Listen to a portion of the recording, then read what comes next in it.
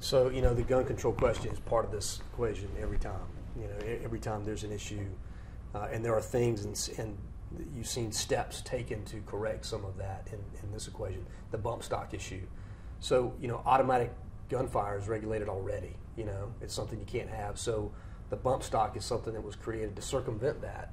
So clearly, it should be legislated against, and they did. And they fixed that piece of it. But really, in my opinion, I think that it's about the possession of firearms from people who should be prohibited. And that's where the bar has to be raised, in my opinion. So be it through criminal history, be it through your mental health status, whatever that happens to be, there should be some clear direction on when you can ever own or purchase a firearm again. And there are people that should be prohibited. There are people that should be prohibited for the rest of their life.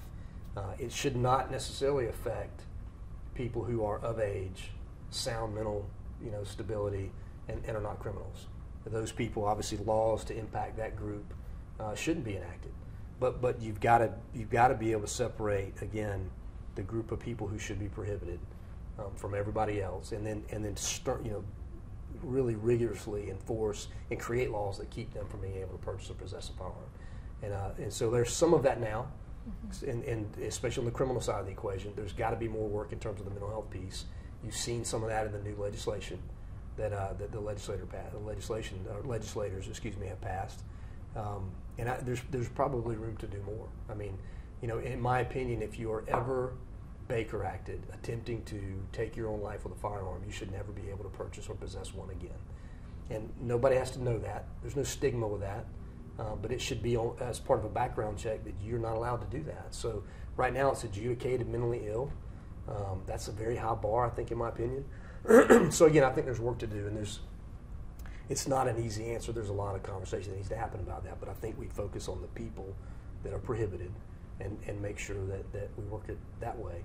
Now, don't get me wrong, nobody wants the crazy next door neighbor to have a bazooka in his garage either. So I'm open to the conversation of a lot of different aspects.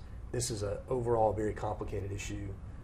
There's a lot of work that needs to be done on the front end of the equation of, again, making sure people have access to the right mental health care, making sure we identify those people, making sure that when those people are brought to our attention that we in law enforcement have the tools to be able to address it.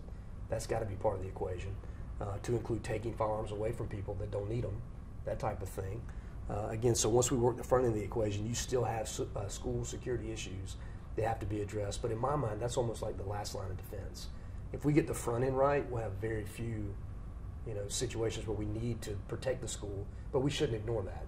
We should put people in school with firearms and that type of thing, and I'm sure that'll be one of the questions we'll address here in a minute. But again, it's a long equation, if you will, and there's a lot of places where we can make improvements, and it's been done this year with the legislation, and I think you'll see in follow-up years you'll see more steps taken, and to address all the different parts of the equation of the problem.